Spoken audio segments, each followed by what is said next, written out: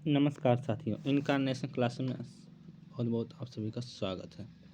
आज की क्लास में हम संप्रेषण यानी कि शिक्षा अधिगम का दूसरा चैप्टर शुरू करने जा रहे हैं।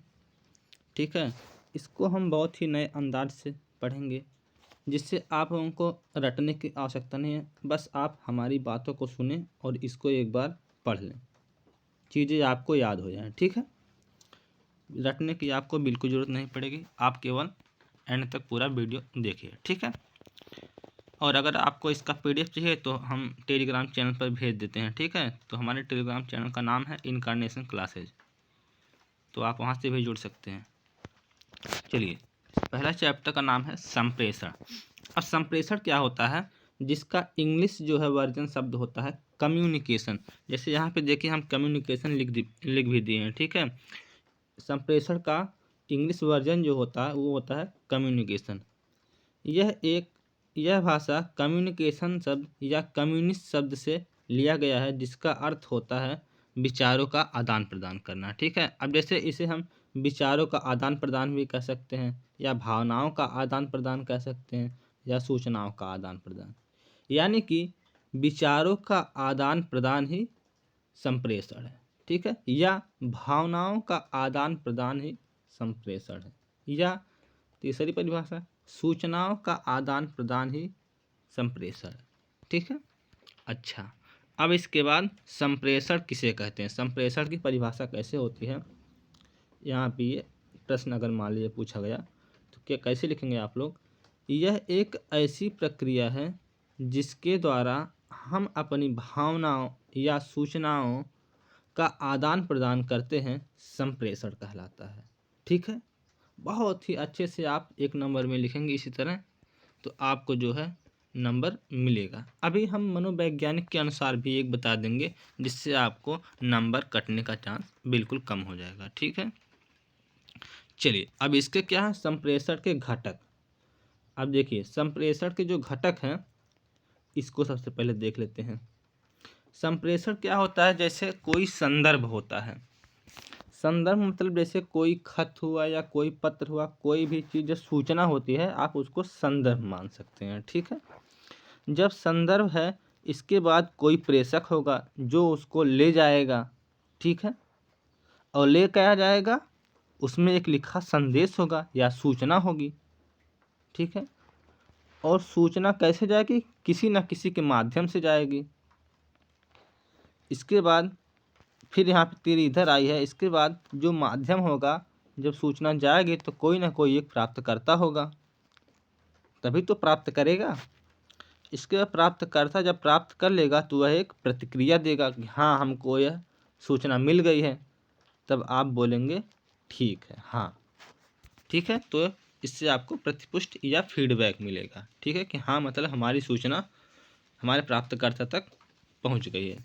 ठीक है, तो इस जो यह जो घटक है इसको हम एक कहानी के माध्यम से चलिए बताते हैं। ठीक है, अब देखिए, जैसे अब तो मान लीजिए, अब तो संप्रेषण लोग व्हाट्सएप से कर लेते हैं, नहीं तो पहले लोग चिट्ठी के माध्यम से करते थे। ठीक है, तो जैसे चिट्ठी के माध्यम से हमने बता दिया कि ये संप्रेषण होता है।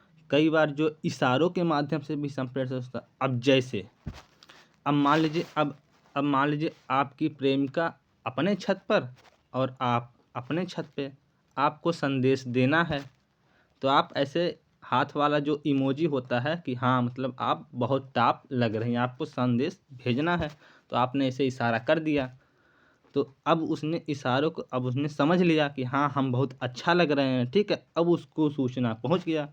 अब जैसे अगर आप तेज़ी से चिल्ला के बोलेंगे तो उधर उधर उनकी मम्मी भी खड़ी हैं, तब तो मार धई है, लड़ाई शुरू।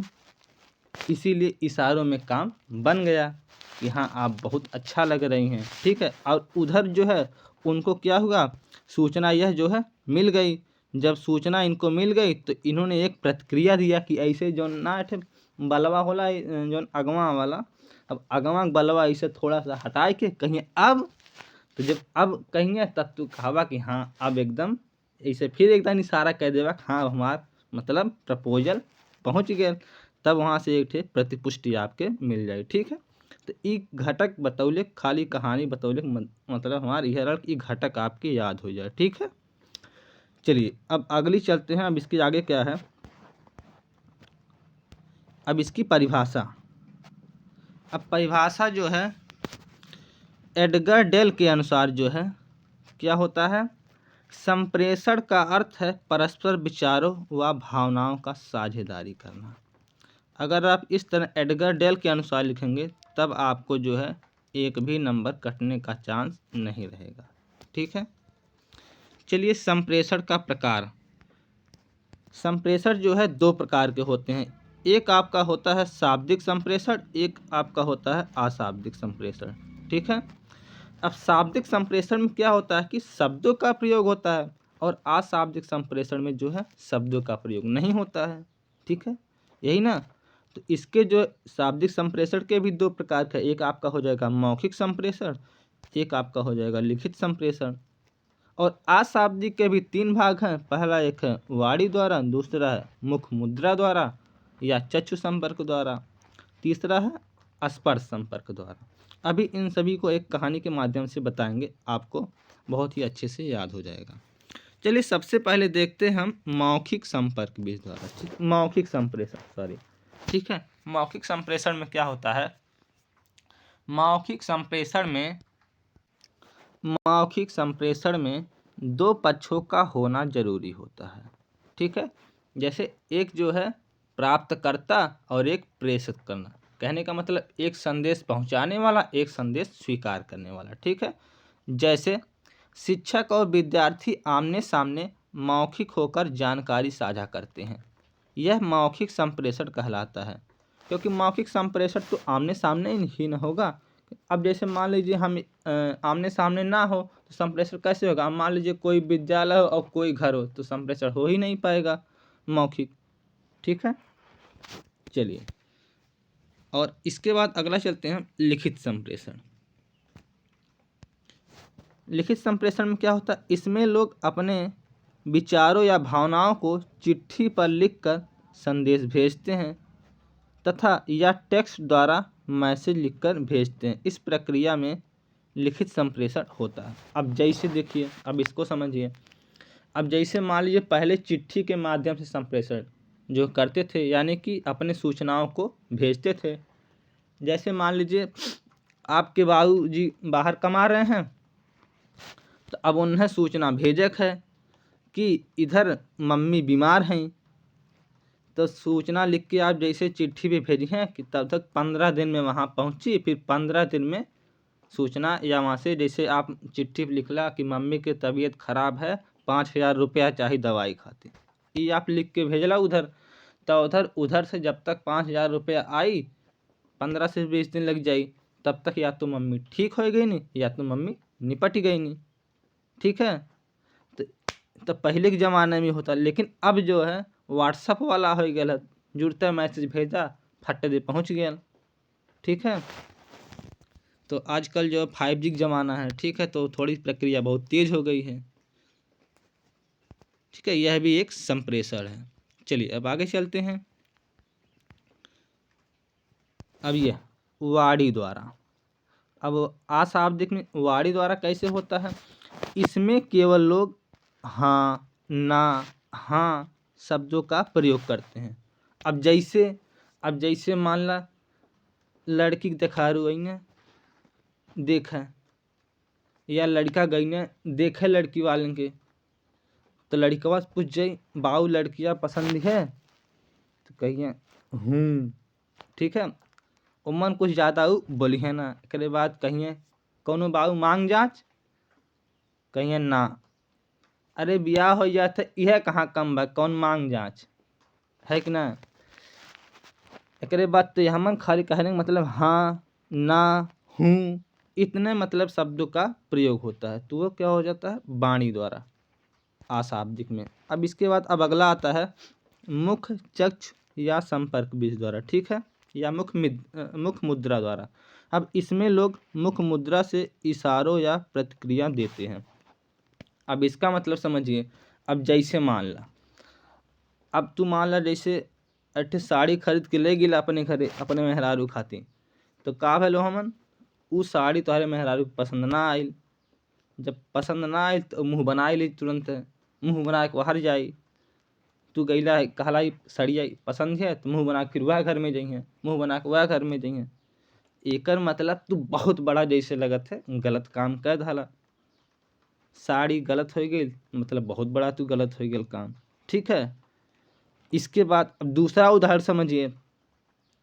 अब जैसे अगर मान लीजिए कोई रिश्तेदार आए तो मिठाई लेके जरूर आई हैं। एकरे बाद अगर लड़का गैल मिठाई ले तो ओकर मम्मी जवन है ऐसन घूर के तकी है ओके कि जैसे मान लीजिए आँखें आँखें निकल जाई। अब वो लड़का जवन है डर के मारे मिठाई ना छुई, कहीं अगर हम मिठाई छू नहीं तो हम पिटाब जरूर आज, ठीक है। तो वो क्या है, तो वो मुख मुद्रा द्वारा या ऐसन टच यानी कि आँख द्वारा ऐसा इशारा किया था बच्चे के कि जो है मिठाई ना छुअक है, ठीक है। एकर मतलब ई है कि जौन है तब बच्चा जौन है डराई जाई। जब बच्चा डरा जाए तो मिठाई ना, अगर कहीं मम्मी मुस्कियाए धनी तब तो लड़का मिठाई झाम दे, ठीक है। तो ई का भेल, इहो एक प्रकार से संप्रेषण हो गया बालक से और मम्मी के बीच, ठीक है। चलिए अब आगे चलते देखते हैं। संपर्क बीज द्वारा या स्पर्श संपर्क बीज द्वारा। अब इसमें कैसे होता है, इसमें लोग हाथ से छूकर इशारा करते हैं। अब जैसे अब एकर कहानी सुना, एकर बहुत नया कहानी। अब जैसे मान लीजिए लोग जाते हैं रेस्टोरेंट में भोजन के लिए, या मान लीजिए कोई पार्टी है या कुछ भी। जैसे हमारे यहाँ एक रामनगर में रसवती रेस्टोरेंट है। एक बार हम वहाँ पे गए थे तो लोग जैसे कैसे वहाँ पे लोग इशारे से बात करते हैं कि जैसे मान लीजिए खाना आया या मान लीजिए कभी शादी में या विवाह में, वहाँ पे भी ये लागू हो जाएगा स्पर्श संपर्क विद। जैसे लोग पूड़ी देते हैं, कहते हैं ना ना पूड़ी ना चाहिए, लेकिन इशारा में कहीं यहाँ पुड़िया दी है, ऐसे एक ठीक है इशारे में लोग कहते हैं हाँ पुड़िया देना, लेकिन उनका मतलब रहता है कि जो है पूड़ी नहीं देना है, ठीक है। अच्छा दूसरा उदाहरण लेके चलते हैं हम। आजकल के ज़माने में एक डाइनिंग टेबल वाला आ गया है जिसमें लोग पैर पे पैर रख के जो इशारा करके जो कहते नहीं नहीं पुड़िया रखना, पुड़िया रखना, या अगर पिज्ज़ा है तो पिज्जा जरूर रखना, लेकिन बाहर से इशारा कर देंगे नहीं नहीं एकदम ना चाहे पेट भर गया है। यार मतलब गोड़ से गोड़ दबाउले हैं नहीं नहीं पुड़िया जरूर रख दिए या पिज्जा जरूर रख दिए, कहने का मतलब, ठीक है। लेकिन बाहर ऊपर से इशारा कर सकते नहीं नहीं हमारा पेट भर गया है, ठीक है। तो ये जो होता है स्पर्श संपर्क बीज द्वारा संप्रेषण, यानी कि वार्ता हो रही है संपर्क बीज वहाँ पे तो अपने मुंह से बोल नहीं रहे हैं, ठीक है। चलिए अब अगला है शैक्षणिक संप्रेषण। ये बहुत ही महत्वपूर्ण है, जो शिक्षा में संप्रेषण कैसे होता है इसका क्या योगदान है। ऐसा संप्रेषण जो पठन पाठन करते समय किया जाता है शैक्षणिक संप्रेषण कहलाता है। यह संप्रेषण दो पक्षों के बीच यानी शिक्षक और विद्यार्थी के बीच होता है। शैक्षणिक संप्रेषण दो प्रकार के होते हैं, एक आपका होता है वैयक्तिक संप्रेषण, एक होता है सामूहिक संप्रेषण। वैयक्तिक संप्रेषण में क्या होता है, चलिए एक एक करके देखते हैं। सबसे पहले है वैयक्तिक संप्रेषण। इस संप्रेषण में एक ही शिक्षक तथा एक ही छात्र होते हैं जो होम ट्यूशन पर पढ़ाते समय संप्रेषण करते हैं। जैसे आपका हो जाएगा होम ट्यूशन, ठीक है। इसके बाद दूसरा आपका हो जाएगा, अब इसको चलिए पहले बता देते हैं वैयक्तिक संप्रेषण क्या होता है। वैयक्तिक संप्रेषण का मतलब ये होता है, वैयक्तिक संप्रेषण का मतलब ये होता है व्यक्तिगत संप्रेषण। जैसे मान लीजिए एक शिक्षक और एक छात्र, इन दोनों के बीच जो संप्रेषण होगा वही व्यक्तिगत संप्रेषण है। लेकिन यह व्यवस्था या यह सुविधा कब होगी, यह होम ट्यूशन की होगी। क्यों होगी होम ट्यूशन में, क्योंकि होम ट्यूशन में तो एक ही बच्चे को पढ़ाया जाता है और उसके लिए एक टीचर भी जाते हैं उसके घर पर स्पेशल, इसीलिए वैयक्तिक संप्रेषण वहाँ पे होता है, ठीक है। इसके बाद अगला है, दूसरा है सामूहिक संप्रेषण। यहाँ पे अगली हेडिंग है सामूहिक संप्रेषण। अब इसमें क्या होता है, इस संप्रेषण में एक अध्यापक तथा अनेक विद्यार्थी समूह में संप्रेषण करते हैं। जैसे यह सुविधा आपको क्लास में देखने को मिलती है, जैसे विद्यार्थी कई रहेंगे लेकिन टीचर एक रहेंगे, ठीक है। तो यह जो है सुविधा क्लास में मिलती है और यह संप्रेषण सामूहिक संप्रेषण कहलाता है। अब इन दोनों के कुछ गुण दोष भी हैं। जैसे पहला है आपका वैयक्तिक संप्रेषण। वैयक्तिक संप्रेषण के कुछ दोष भी हैं और कुछ गुण भी हैं। सबसे पहले हम गुण को देखते हैं, यानी कि क्वालिटी क्या है। तो पहला है यह बाल केंद्रित होता है। अब जैसे देखिए, जब आप वैयक्तिक संप्रेषण करेंगे या होम ट्यूशन पर पढ़ाएंगे तो एक ही बालक को ध्यान में रखकर सारी चीज़ें बताएंगे, ठीक है। इसके बाद दूसरा क्या है, अधिक ज्ञान प्रदान करती है यह। अब जैसे एक ही बच्चे को अगर आप पढ़ाएंगे तो सारा, अगर आप 1 घंटा पढ़ा रहे हैं तो सारा कुछ दिमाग एक ही बच्चे पर रहेगा कि हाँ वो बच्चा कितना पढ़ रहा है, कितना लिख रहा है, कितना इसको बताना है, उसका IQ लेवल कितना है। इन सारी चीज़ों को ध्यान में देखकर पढ़ाना होता है।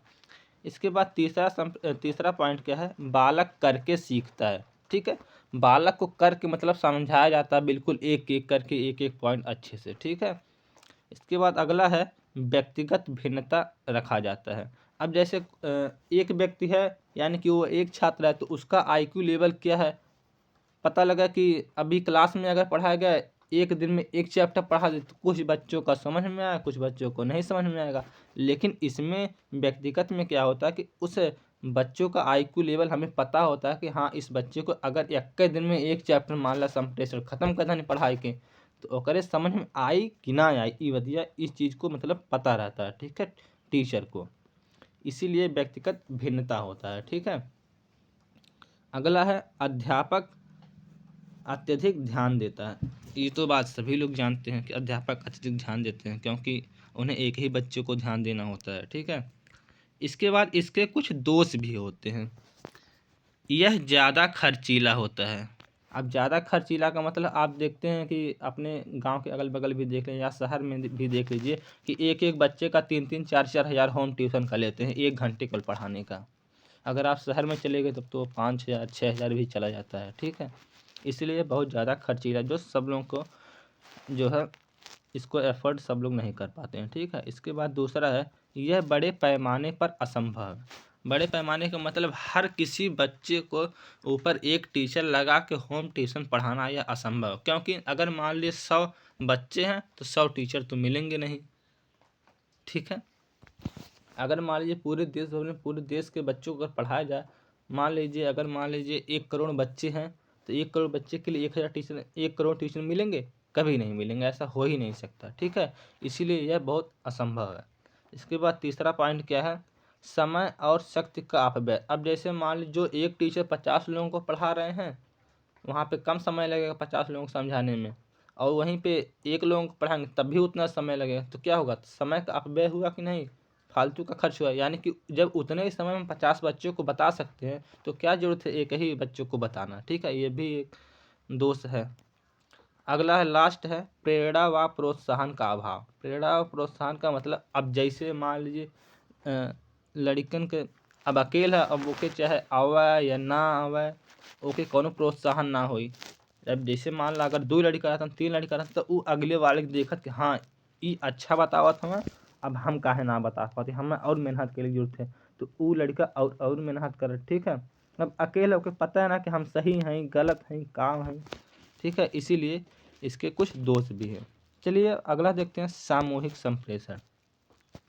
सामूहिक संप्रेषण में आपका एक गुण आता है, एक दोष आता है। ये भी, इसके भी दो, ठीक है, 2 प्रकार के होते हैं। पहला आपका, अगर इनके गुण को देखेंगे, यह विधि सरल व व्यावहारिक होती है। दूसरा होता है प्रेरणा और प्रोत्साहन ज़्यादा मिलता है। अब जैसे मान लीजिए 40-50 बच्चे हैं, अगर मान लीजिए 1-2 कमज़ोर बच्चे हैं या 2-4 कमज़ोर बच्चे हैं और कुछ तेज बच्चे हैं, तो जो है अब उसमें तेज वाला बच्चा बता दे रहा है बार बार, तब टीचर क्या करेगा, अब उसको भी बोलेगा अब देखिए अब की बार तोहार बारी है, अगर तू बताइबा तो तुम्हें 5 वाला बिस्कुट मिली, या 1 से बढ़िया तुम्हें बतावे के रही अब की बार, ठीक है। काहे वो बता लेता हूँ तू ना, तो वो लड़का जो अपने आप के मतलब महसूस करी हाँ सर जी हमें बहुत मानत, हमें बहुत मतलब उनको बड़ाई करी, तो वो लड़का और मेहनत से पढ़ी, ठीक है, ओके प्रोत्साहन मिली, ठीक है, पुरस्कार टाइप। चलिए तीसरा है, संकोची बालक धीरे धीरे बोलने लगते हैं। अब जैसे कुछ बालक होते हैं कि बोलते नहीं, बहुत कम बोलते हैं, तो उनकी जो होता है जब क्लास में जाएंगे, उनके साथ कई मित्र रहेंगे, छोटे छोटे बच्चे रहेंगे, तो उन सब के साथ उनका व्यवहार जो है धीरे धीरे घुल मिलकर वो भी बोलना शुरू करते हैं, खेलना शुरू करते हैं। ठीक है, उनका भी धीरे धीरे विचारों का, भावनाओं का क्या होता है, विकास होता है। ठीक है, बहुत से बच्चे आप देखेंगे छोटे की उम्र में नहीं बोलते रहते हैं, लेकिन अब बड़े हो गए हैं, बहुत बोलते हैं। ठीक है, तो उन सब क्या होती है, ऐसे संकोची बालक का जो है विकास हो जाता है। इसके बाद अगला है अनुकरण की भावना जागती है। अब जैसे अनुकरण की भावना का मतलब नकल से नहीं, बल्कि ऐसा है कि देखकर सीखना। कोई तेज बच्चा है, सवाल कैसे लगा रहा है, फट दे लगा दे रहा है, अब आप नहीं लगा पा रहे हैं, तो आप क्या करेंगे, उससे पूछेंगे या उसको देखेंगे कैसे वो लगा रहा है। ठीक है, तो उससे आप धीरे धीरे सीख जाएंगे। फिर अगला पॉइंट है पढ़ाई में ज़्यादा रुचि होता है। जब सभी लोग पढ़ रहे हैं तो आपका भी रुचि लगेगा पढ़ने में, है ना, क्योंकि कई बच्चे रहते हैं उसमें। यही सब इसके कुछ गुण हैं। चलिए अब इसके कुछ दोष देख लेते हैं। बालक की रुचि को ध्यान नहीं दे मिलता। ठीक है, क्योंकि अब जैसे इतने बालक हैं, सब लोगों की रुचि अलग अलग होती है। कोई कहेगा सर जी गणित पढ़ा दीजिए, कोई कहेगा सर जी हिंदी पढ़ा दीजिए, कोई कहेगा सर जी अंग्रेजी पढ़ा दीजिए, तो सबको नहीं ना ध्यान में दे मिलता है। एक सामान्य जो है लेकर चला जाता है उसमें, जो सभी लोगों के लिए लाभदायक हो। ठीक है, इसीलिए अब जैसे मान लीजिए अगर व्यक्ति संप्रेषण होता तो उसमें जो बच्चे का जो कमज़ोर होता विषय वही उसको अच्छे से पढ़ाया जाता। ठीक है, लेकिन ऐसा जो है सामूहिक संप्रेषण में नहीं हो पाता है। चलिए अगला है शिक्षक शिक्षक ज़्यादा सक्रिय तथा छात्र निष्क्रिय हो जाते हैं। अब इसमें क्या होता है, शिक्षक जो है अपना अच्छे से पढ़ाते हैं, लेकिन कुछ छात्र उसी में बात करते हैं, कुछ इधर उधर मटर गश्ती करते हैं, कुछ पढ़ते हैं, कुछ नहीं पढ़ते हैं। तो क्या होता है, कुछ छात्र उसमें ढील हो जाते हैं, यानी निष्क्रिय हो जाते हैं। ठीक है, इसके बाद अगला है पॉइंट व्यक्तिगत कठिनाइयाँ होती हैं।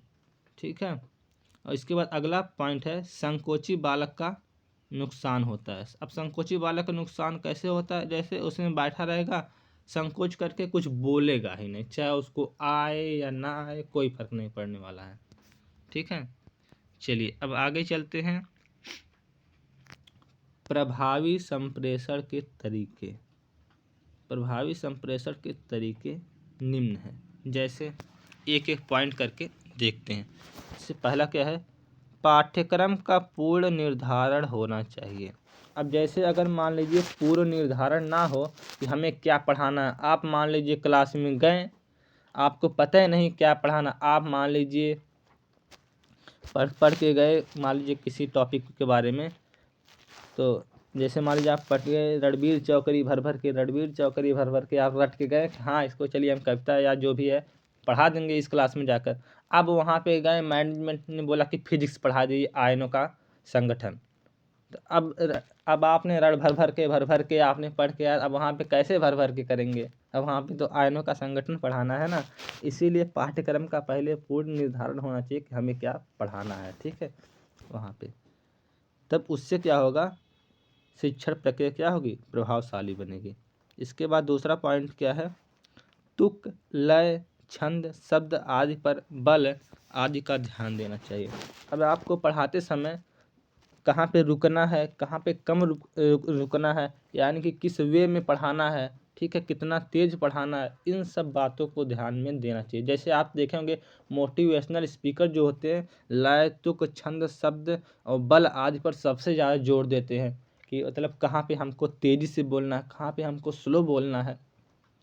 उनकी तो बात ही होती है ना निराली, और तो बाकी हमें नहीं लगता है। ठीक है, मोटिवेशनल स्पीकर जो होते हैं उनकी बात इतनी निराली होती है कि वो सही को गलत, गलत को सही निर्धारित पूरा कर देते हैं। ठीक है, चलिए अब आगे चलते हैं। वातावरण जन्य परिस्थितियों को ध्यान में देखकर काम करना चाहिए।